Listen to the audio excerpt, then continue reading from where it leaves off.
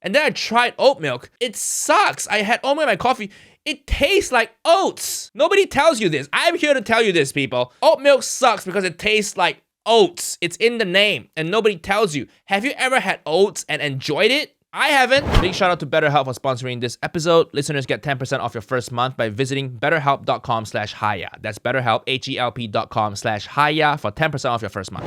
Hello, listeners, and welcome back to HAIYAA Podcast. As you can see, I'm back in my London home. The studio's there, you know, my wall lights. I miss being in my studio. It's great. And as you can see also, I'm here by myself. There's no producer Matt here today, so it's just me talking to you, nieces and nephews, and the listeners out there.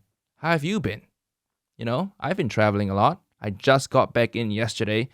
Jet lag hasn't affected me that much. I went to bed at 11, woke up at 7. It's all good.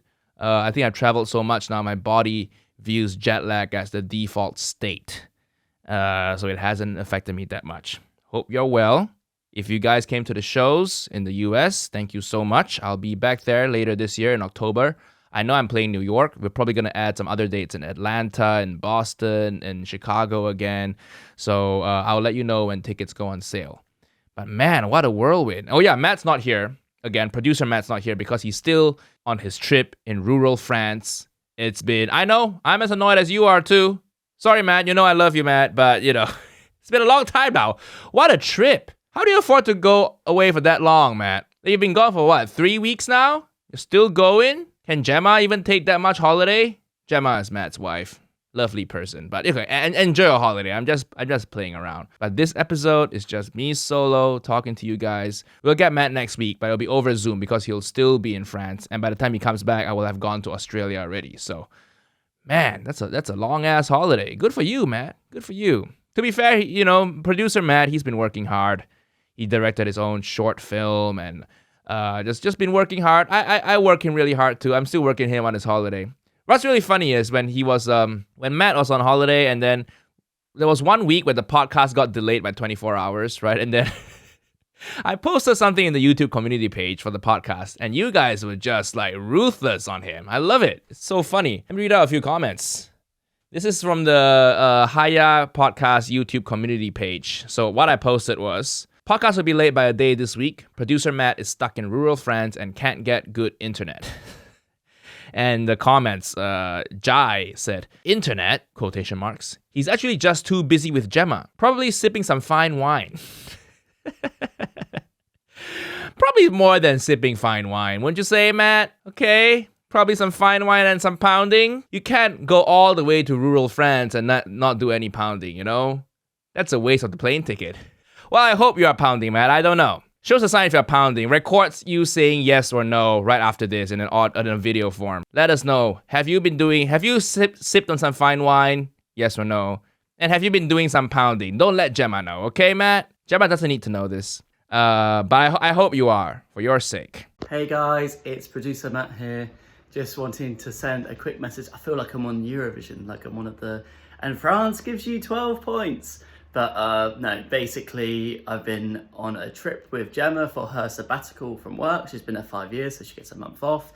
We decided to drive around France. So we've been to Champagne, Strasbourg, Bonn, Loire Valley, and now in Saint Malo, and then finishing in Honfleur. And then we'll be back in the studio with Nigel, or at least I'll be there. And he will be wherever he is, and we'll Zoom. Hope you're all doing well. I miss being in a room with Nigel, and pounding's going well. Thanks for the concern. Nothing, yeah, no issues there. Let me show you the view quickly so you can see the sea. There you go. There's the sea. And yeah, if I look slightly disheveled and tired, it's because I was up till 3 in the morning trying to download the latest files from Nigel, because the internet wasn't very good. So yeah, hopefully this goes up on time. Apologies if it doesn't. And yeah, back to the show. Goodbye. This is our dog Meg, who's been travelling with us. She's a Coconi from the streets of Lesbos and was rescued. Oh, okay. She doesn't want to be in the video. Another comment. Luigi Fu said, it's fine. Let him do the pounding. See, what I See what I told you?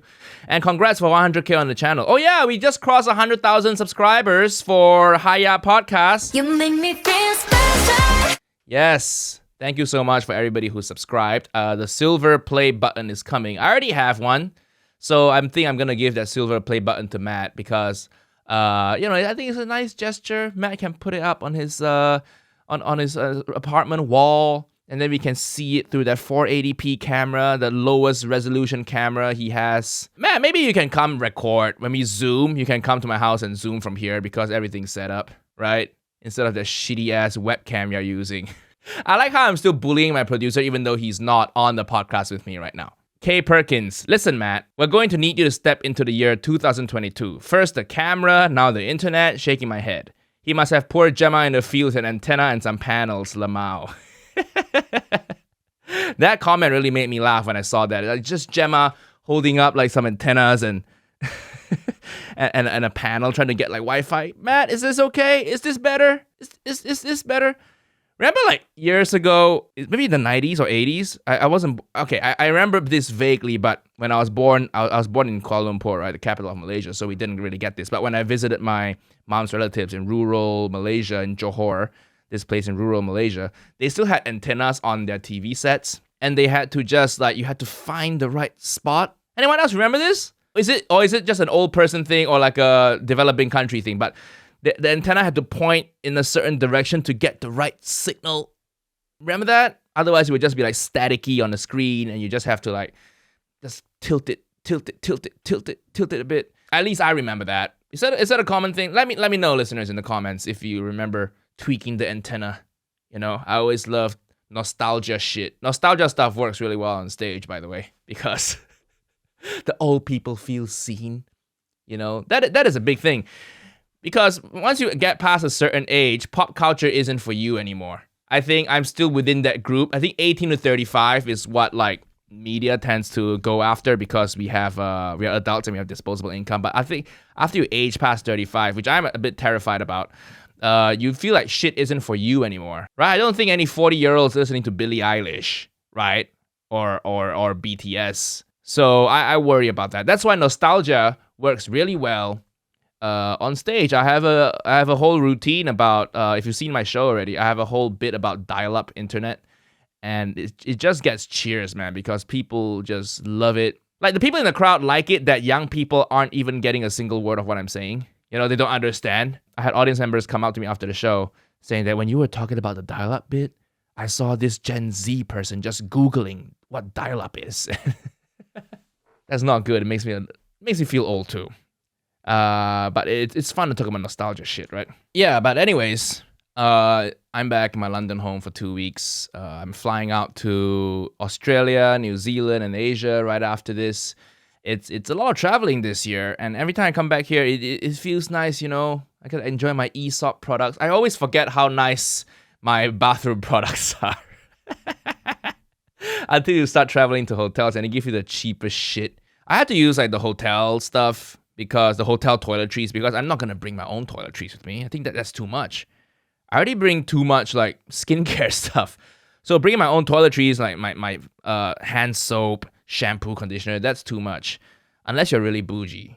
Actually, no. If you bring your own toiletries on a trip, you're either super rich or super poor, right? Because I remember when I started doing stand-up, I was staying in youth hostels. And holy shit, boy, I was really broke, right? So I couldn't afford anything. And sometimes you have to do these audition spots. We go all the way. I remember this one show. It was a BBC new act competition. I was supposed to do 5 minutes out in Cardiff, which is like in Wales. So it's a 3-hour train ride from London, right? So I had to book a youth hostel because the last train, I would have missed the last train after the show. So I booked a youth hostel. I was broke, so I booked a youth hostel, £30 a night. Went there. The set didn't go that well. And then went back to my youth hostels, and youth hostels just don't give you anything. You know, for a few years at the start of my comedy career, I was traveling with a padlock. I was traveling with toiletries, right? That's why I'm saying if you bring toiletries on board, you're either really rich or really poor. I was a really, really poor camp because youth hostels don't give you shit. You know, you go into the bathroom there, sometimes they don't even give you a tap. You have to bring your own taps, fix it to the pipes, and then you can shower.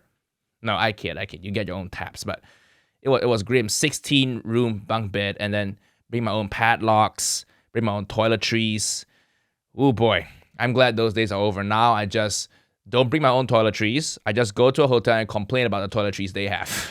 So I've come a long way from bringing my own shit to complaining about other people's shit. Yeah, but that's the struggle, right? So now when I travel in the US, I get to stay in decent hotels. Nothing fancy. Nothing like the Mandarin Oriental. I don't make that kind of cash just yet. But I stay in decent places with air conditioning and provided toiletries. And I don't have to bring my own padlock. Oh yeah, you have to bring your own padlock because in youth hostels, you get a little bit of storage space. You don't trust the people sleeping in the same room as you, right? Because I'm like, well, I know we're all poor, so people are gonna steal my shit. Yeah, I wonder why I was worried about people stealing my shit. It's not like I had money in amongst the other poorer people. I was poor too. We were all poor. Like, what are you gonna steal? My 2009 MacBook Pro that I got used, right? So you bring your own padlock because under the bunk beds, they always have a little place for you to put your bags and stuff. So that's why you have to padlock. It's like, man, staying at youth hostels is like going to like a budget gym. You buy your own padlock with the little numbers. You put the little numbers and you lock it up. So every time I want to complain about hotels, I just think back to my padlock youth hostel days. And I just feel so lucky and grateful that I come this far. I'm a kind of person who enjoys some nice toiletries, some nice Aesop and cowshed. That's how I know I grew up like not having money. Because I still feel like I still get annoyed at the prices of these things. You know, that's how you know when someone grew up with no money. If they look at a price tag, no matter how much money they make, they still feel like they still look at price tags and just get angry at price tags. Rich people don't get angry at price tags. Rich people just see the price tags and say, okay, that's what this is supposed to cost. Okay, it's quality. We're paying for quality. But when I go to an Aesop shop, it's a brand I love, right? But then I see Aesop, I'm like, holy shit, Aesop. Do you know how much you sell body wash? It's $7 at 7-Eleven. And how much? You're charging $50 for this? What the fuck is wrong with you, Aesop? Like, I'll still buy it, but you're insane. You're insane. This is a terrible price for a body wash. Because I think my yardstick for what's expensive is still back where it used to be. You know? Anything above this number, that's how you know you grew up poor, because your yardstick for what's expensive always stays constant. No matter how much money you eventually start making, you still have that working class, that poor person mentality. And you still feel like, oh, I shouldn't pay this much for food, for toiletries, for body wash, whatever. I have a friend who I met up in New York, Malaysian friend as well. And we grew up roughly like, you know, middle class, lower middle class in Malaysia, whatever. And he said he experienced the same thing. So when he sees, like, when he orders a pad thai dish, and then you can choose and chicken, beef, or prawn, and if all those three prices are the same, he always goes for prawn, because he says that's something he's learning how to change, because he just wants to go for the best deal. And prawns tend to be the most expensive, right? Compared to chicken and beef. So if he has an option of ordering a pad thai and they're all the same prices, he always goes for prawn. And I'm like, well, you know, you're doing okay, man. And we need to start ordering stuff that we enjoy the most. And not just what prices do we feel we are getting the best deal out of, right? That's something we have to learn. I have a little bit of that problem too. I'm trying to get rid of those habits, and which means when I go to a hotel now, I always make myself get something from the hotel minibar. Remember when you're growing up? I grew up quite poor, right? So when you were growing up, your mom will just forbid you from taking anything from the hotel minibar. I don't know if you guys have this experience, but they just tell you how expensive it is. They make you feel like you'll bankrupt the whole family if you take something from the hotel minibar, right? You gotta take a can of Coke. No, don't take a can of Coke. We'll go out. We'll walk 5 miles to buy a can of Coke. Never take the hotel minibar Coke. You know, they always know how to fuck you up, because the hotel minibar Coke is always a smaller size of the Coke can that you can't really get at stores. So once you take it, sometimes my mom would take it, but then replace it with something she bought from the grocery store later. But then the hotel minibars, they got smart to this. So they get like the smaller cans of Coke that can't really be replaced. Is this a relatable observation for you guys? Do your parents also stop you from taking shit from the hotel minibar? Because mine certainly did. And to be fair, the hotel minibars do rip you off. Okay, the hotel in LA I stayed at, the water, $5 for water from the hotel minibar. I'm like, who's taking this shit? $5 for water? But I would take, sometimes I'll take alcohol. You come back from a gig, you're tired, just want a little glass of wine to drink before you go to bed. So I'll take it from the hotel minibar. I make myself take it, even though it pains me. Because I know I'm getting ripped off. But I need to get rid of that scarcity mentality. Because I feel the scarcity mentality, maybe it's not good for your career too, As someone who's self-employed, I need to start outsourcing and hiring people to do stuff. But the scarcity mentality makes you fear, makes you like hold on to the money, and it's not great to grow a business, okay? So that's why I take shit from the hotel minibar. I'm slowly learning how to act as if I didn't grow up poor. That's the whole goal. 2022 resolution. How do I pretend I wasn't poor growing up? How do I pretend I've been there before? And also for the hotel minibar people, like, do you know the prices of drinks outside of this hotel? Like, stop ripping us off, okay? Like, what exactly is a service you're providing? It's not like I'm asking you to make the drink for me. You already put it in the fridge. You just put the shit in the fridge. That's it. Can you just charge like human prices for a hotel minibar Sprite? Can it not be $12 for a Sprite, please? One day when I sign a big deal or something or a show or something, I'm gonna treat myself to a hotel minibar chocolate bar. Okay. And now when I go to grocery stores now, sometimes, another thing I'm learning to do, like when you go to grocery stores now, sometimes you see that person giving out the free samples. And now I just, don't feel the need to take them anymore. Right? I'm like, oh, it's free, but it's okay. I don't need to try it. I don't have no plans on buying this matcha ice cream, so why would I try it? Right? I only take the free samples now when I have this intention of buying the product, because you grow up, you're like, oh shit, it's an Asian meme almost, right? The mom, the Asian auntie getting the free samples all the time.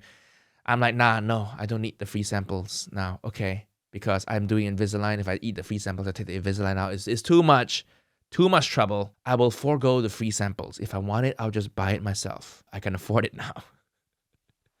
So free samples and hotel minibar, that's what I'm working on. BetterHelp is back to sponsor the HAIYAA podcast, which is amazing. Thank you to BetterHelp. Thank you. If you don't know, BetterHelp, wonderful thing. Licensed therapists, and you can talk to them from your laptop or your iPad, wherever. And we all know mental health is important. It's a trendy thing now also. It's trendy and also important, okay? Let's not kid ourselves here. You talk about mental health, you just win so much respect from people. As a guy, you tell people you do therapy, and the respect people have for you it just shoots right up there, because you come across as a guy who's like sensitive and you're self-aware. And okay, don't do therapy for that reason, but I'm just saying, in addition to the mental health benefits BetterHelp can get you, you will also be one of the cool ones, be one of the cool guys who's not afraid to be vulnerable. Like me. I use BetterHelp. It's an amazing service. It's fully remote. You do it online. So no matter where you are in the world, you get to talk to someone and learn about yourself and figure things out. Being on tour is tough, okay? Sometimes I'm in a new city, I'm lonely. Sometimes I'm like, oh, I'm doing all this. Why am I always so busy? Why do I feel stressed and burnt out? And I talk to a therapist, and they make me feel better, okay? I've done a couple sessions, and it's really, really good. Again, BetterHelp is not a crisis line. It's licensed professional therapy. When you sign up for this, they send you a questionnaire, and I think the questionnaire helps pair you with a therapist that fits your needs. So that's one of the things I really like about BetterHelp. So I'm trying to fill it out right now, and it says, what led you to consider therapy today? And check boxes. I've been feeling depressed. I feel anxious or overwhelmed. My mood is interfering with my job or school performance. I struggle with building or maintaining relationships. I can't find purpose and meaning in my life. That's a lot more boxes. So I'm just gonna pick, even, if you have a pretty good mental health, you can click just exploring, like how I'm doing right now. So you click that. What are your expectations from a therapist? A therapist who listens. That's what I need. You need better help, people.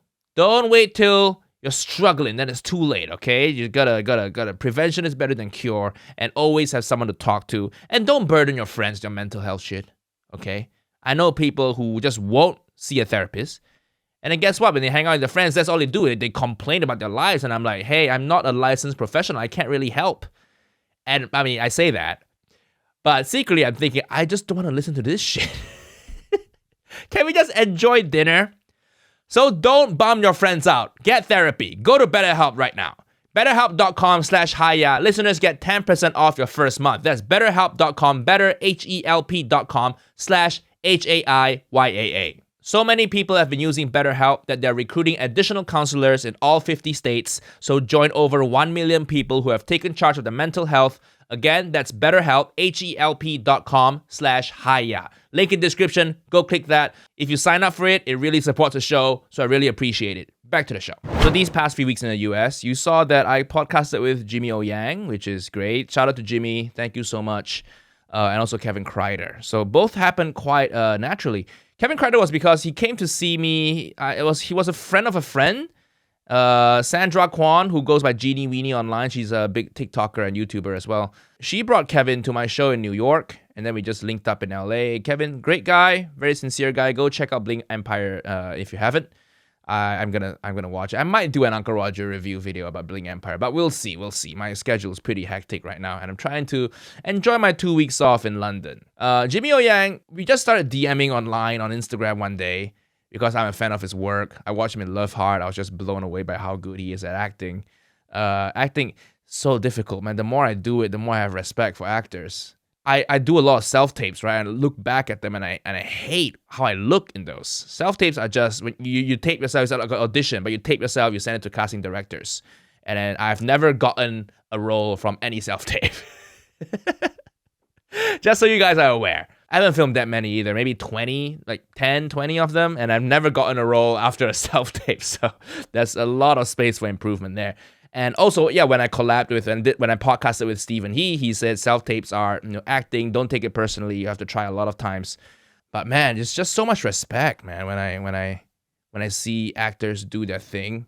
And I've been going on YouTube to look at like self-tape tips and people reviewing other people's self-tapes. That's how I learn things now in this day and age, right? I just go on YouTube and just search like, that's how I learn how to edit videos. That's how I learn how to like get podcasting equipment. It's all YouTube, right? So maybe YouTube can lead me down the right path for self-tapes. But some of these self-tapes aren't very good either. So that's the problem with YouTube. When someone's like making a video, you don't know their credentials, right? Like, am I supposed to listen to you? This guy says he's an acting coach, but is he a real acting coach?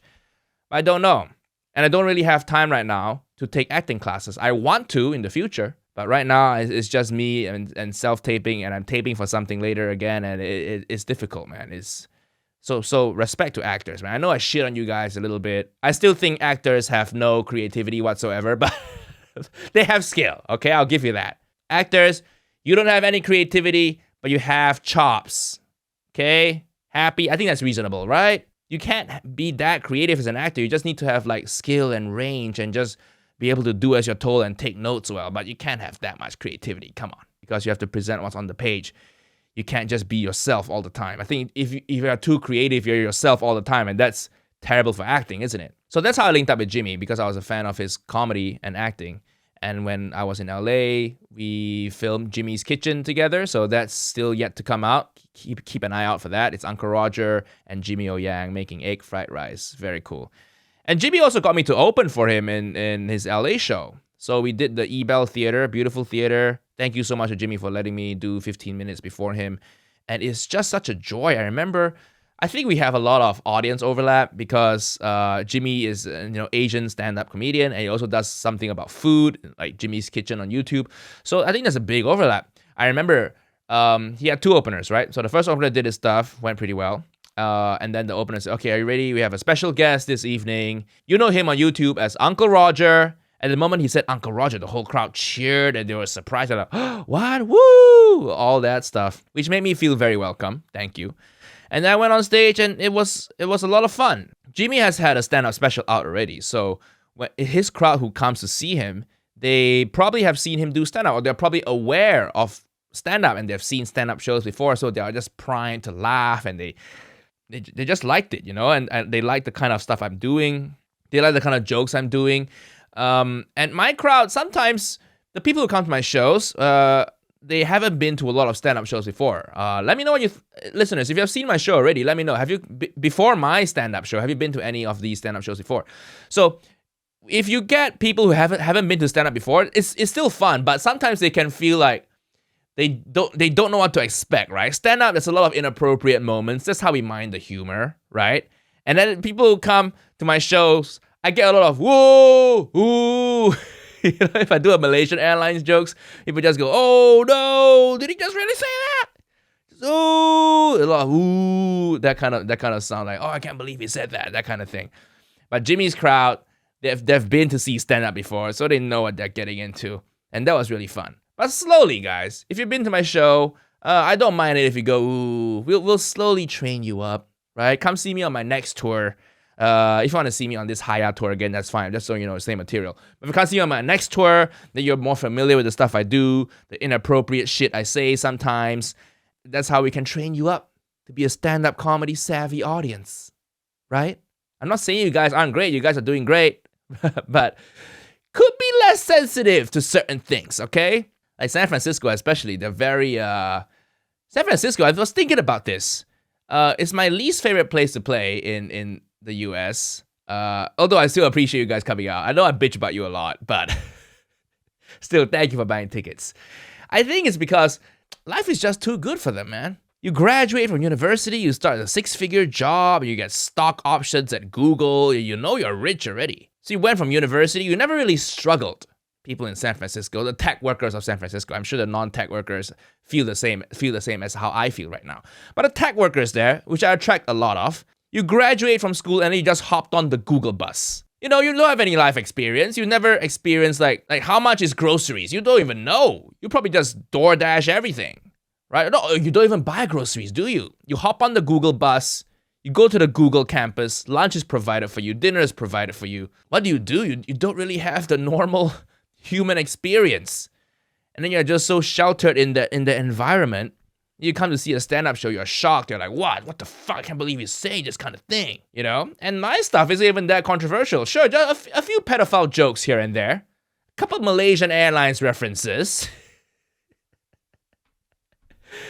It's not even that controversial. It's not political. So you guys just need to go live life a little bit, okay? San Francisco people, quit your jobs, go travel, go work a normal person job, go stack some shelves at a grocery store, go be a telemarketer and experience some rejection and talk to people. I was a telemarketer for a while from my university, and you get to learn about people.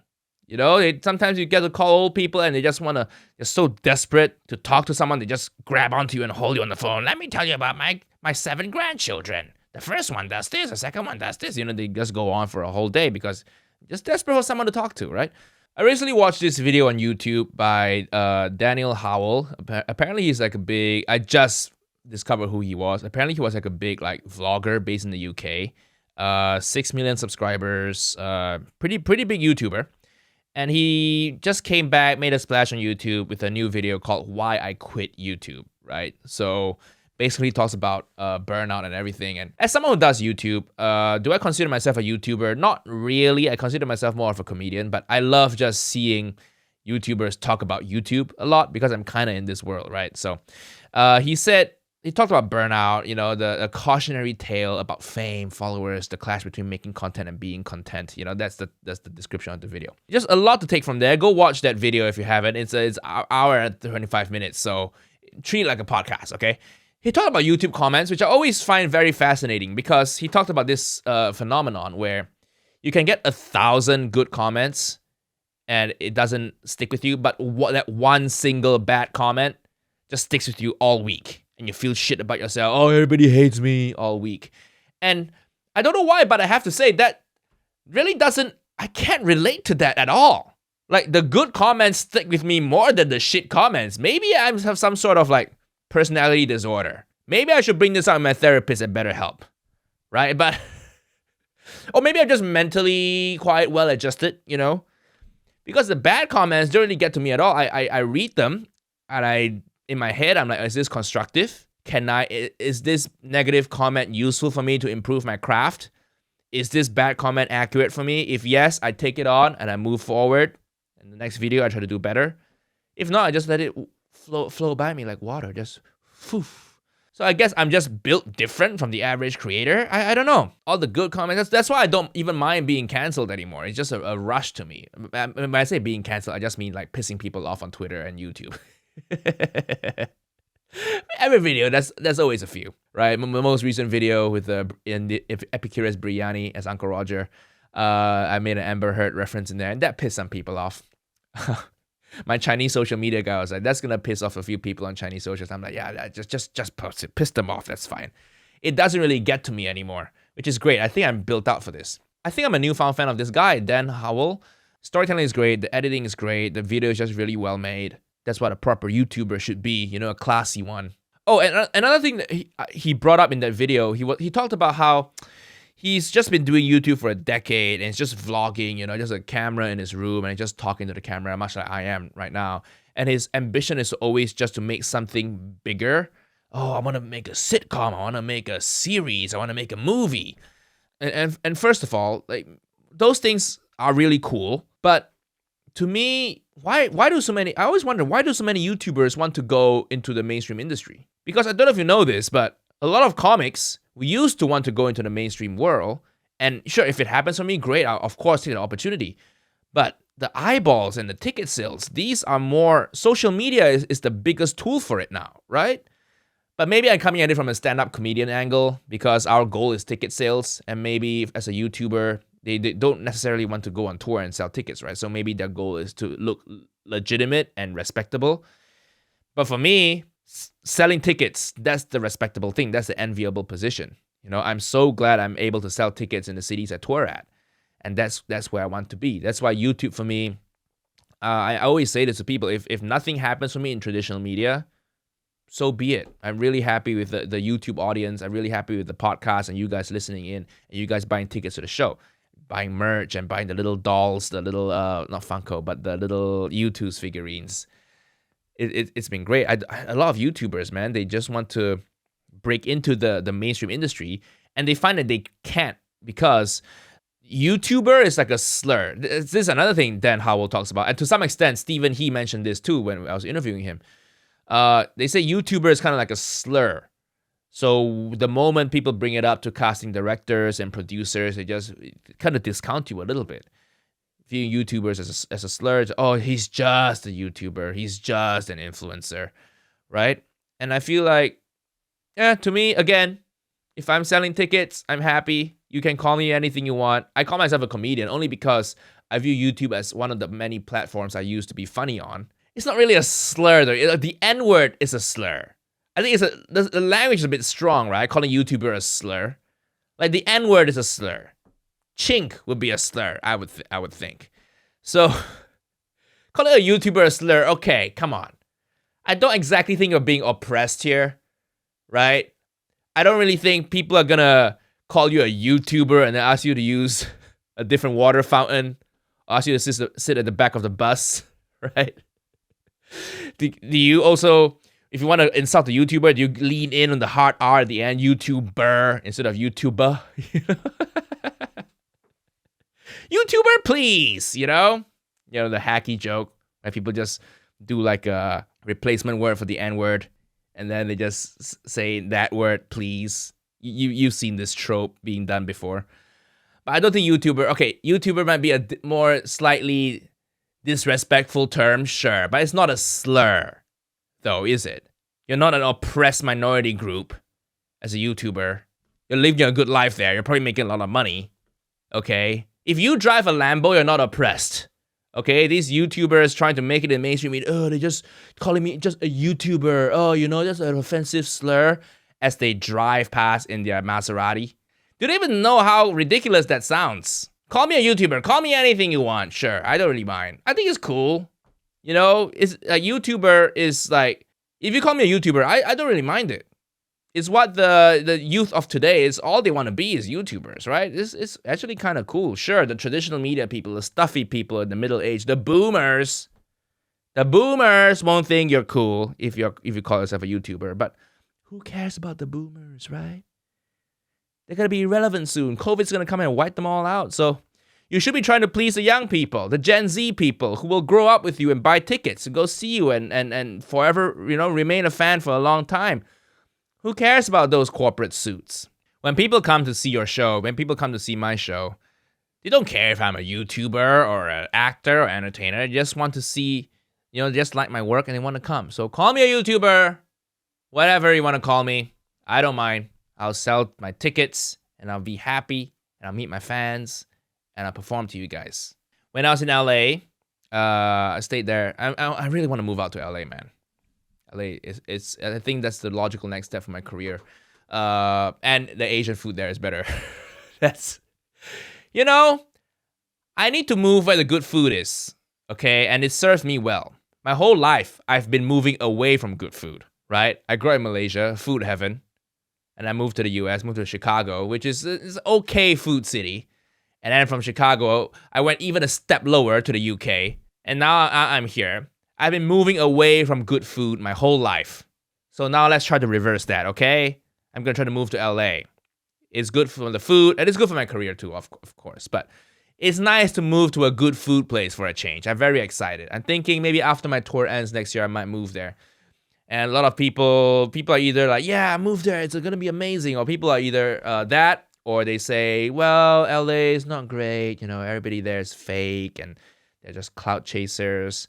And at first I was concerned about, the fakeness of clout chasers. I've dealt with a few because I have a decent amount of following on Instagram, and I've seen people's behavior change when they ask me, oh, what's your Insta? And they check, and they're suddenly like a lot more friendlier to me. And it's very transparent, right? So at first I worried about the fakeness and the clout chaser, but then I realized I'm fake and also a clout chaser.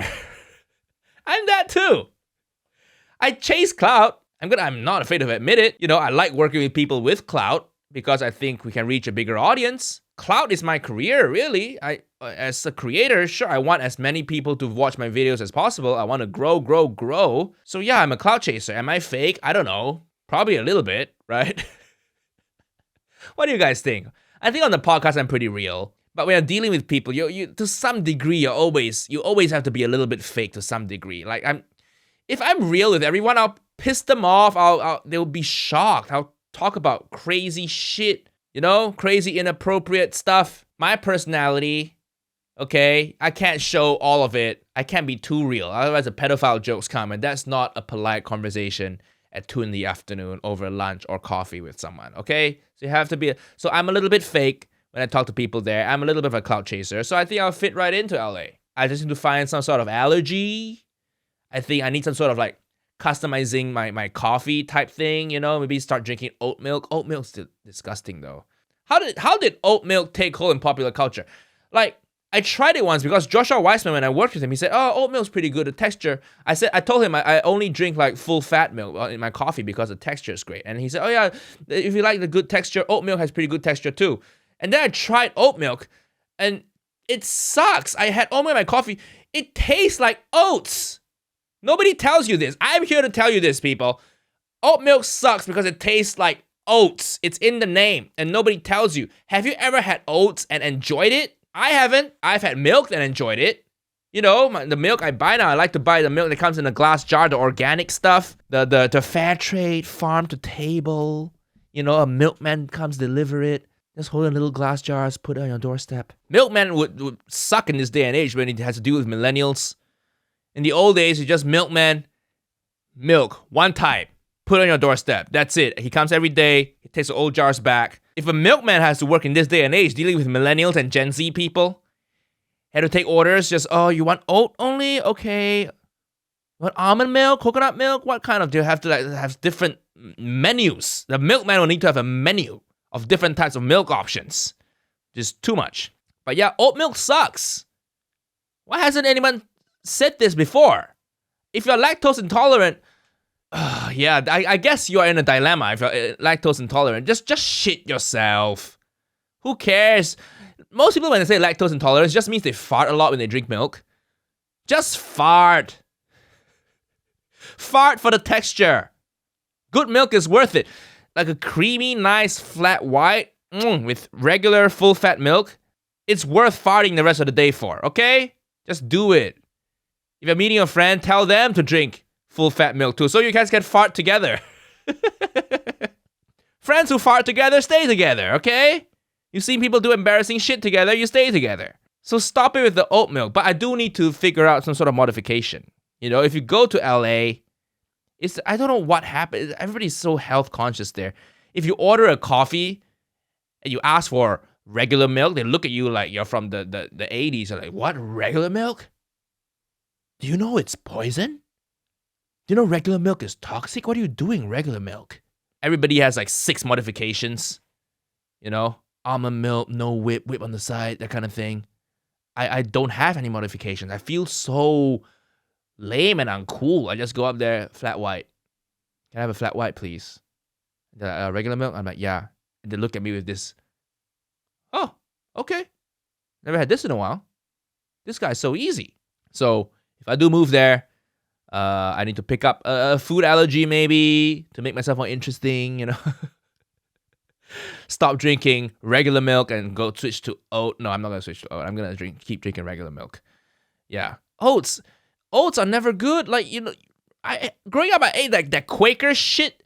The oats, that old white guy out in front, the opposite of Uncle Ben's. They're both equally bad, but that's like the white version of Uncle Ben's. Quaker, the Quaker guy. He is Uncle. I don't know what's his name. Quaker, Uncle Quaker. It's disgusting. I tried it. You know, it's good. It's full in fiber. It's really good for you. But it's disgusting. Oat milk is made from that. Why would I want that in my coffee? The taste of oats in my coffee. Ew. No. I'm going to stick with, maybe I'll eat sushi a little bit more when I move to LA. People keep telling me I need to go to Sugarfish, and I went to Sugarfish and it sucked. So if you're ever there, don't go. Very overrated. I did go to a few omakase places which are great, but Sugarfish, not good.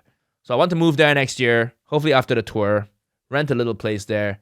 I know I just bought this place in London and I just spent so much time doing it up. And, you know, it's fine. I'll keep this place here. I'll visit every month or so as a little holiday home, because my place in LA is very, very expensive. And I probably just rent a shitty little 1-bed apartment for now and see how things go. I did go on this dating app, Raya, in LA, because everybody tells me I need to get on it. I said, okay, I'll give this a shot. Apparently this app is for like celebrities, and I say like celebrities in quotation mark because I hate being known as a celebrity. I don't feel, I put it in quotation marks because, one, I don't feel like I'm a celebrity. I just feel like I'm a guy who just makes dumb videos, and I'm okay with that. I love that. I think being a celebrity, I don't like that life. It just become like so unrelatable. And 2, Raya is really stretching the definition of the word celebrity, okay? Because some of the people on there, they have like 700 followers on Instagram. I'm like, how did you get in? Because when I signed up for it, I had to send them my Instagram handle, and they had to check that there's a vetting process, and I go on there. It's just too many entrepreneur types and too many models. And okay, I know, and these people don't have a lot of followers either, okay? I know it sounds appealing. Oh, they're all models on there. But I have to say, models aren't always hot, okay? Sometimes models can be weird looking. It's very angular features, and they can look a little scary sometimes. And also, models in their dating profiles, they never smile. It's weird. I'd rather get back on Hinge or Tinder because it's like normal people drinking Prosecco. They always have a picture. If it's, you know, a woman's profile, then it's a picture of them having Prosecco with their friends. As a guy's profile, it's a picture of them holding a fish. They went on a fishing trip and they caught a big fish. I miss those profiles, okay? Because it's normal. On Raya, it's just a bunch of models. They take a picture of their photo shoot from Vogue. They literally took a photo of themselves on a magazine cover on Vogue, and it's put as the main picture. It's like, okay, well, good for you. Very impressive. You're on the front page of this magazine, but like, you don't look human. You know, you intimidate me a little bit because you're not smiling in those photos. You gotta smile in your photos, guys and women, okay? Oh, the guys' profiles too. I went out with someone, and from Raya who looks normal, thankfully. And I checked her Raya account to see what the guys are like. And the guys, same problem. A lot of good-looking model types, athletic types, fitness models, fitness influencers. Too many pictures of them with their shirt off, not smiling. I saw a guy on it. He literally had a screenshot of his Instagram profile feed. And that's his Raya profile. My God. They're not normal people. They're a bunch of hashtag girl boss types on there, okay? They never smile. And then models, when they post photos from their photo shoots, like, just stop it. Just stop it. You don't look like a human. They always have this weird pose of them falling, doing some wacky ass pose. You know, the Zara models are always like falling, for some reason. It's not a normal photo. Just post some normal pictures, okay? Have you been to a restaurant with a friend? You celebrate a birthday party at a wedding?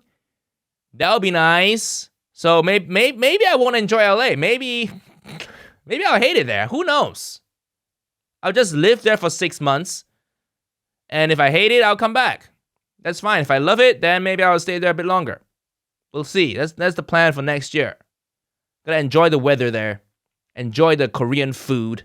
I need to move. I'm still need to start moving to places with good food, man, because like, I don't know. But I also feel like I'll be too happy.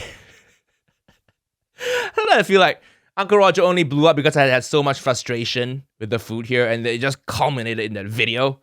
And everything you see in there is not acting. In the very first video, like, oh my gosh, what you doing? What you doing? You know, that draining the rice thing. I feel like sometimes what you see is not acting. Is the culmination of all my frustrations from living in the UK for 7 years, and then just that formed that video. I feel like, what if I move to LA and just lose my edge? I just stop complaining and life is too good. The weather is too amazing. The food is too good. Maybe I'll stop being funny when I move to LA because it's hard to be funny when the sun's out all the time and you're just chilling by a pool. You know, I chilled by the pool once in LA, my trip there. I didn't have that much time, so I had one afternoon, 2 hours, I could chill by the pool, and I have to say, you just feel not funny at all. Chilling by the pool, you don't feel funny at all. Life is just too blissful. So we'll see. If I move to LA and I stop being funny, just let me know, guys. I'll move back here instantly. I move to LA and the podcast starts sucking, and the content starts sucking. Then I have to move back. I'll keep an eye out. I'll try to be self-aware. And you guys hold me accountable too, all right? If I move out there and the content changes, I'm like, okay, Nigel, it's time to move back to the shitty England.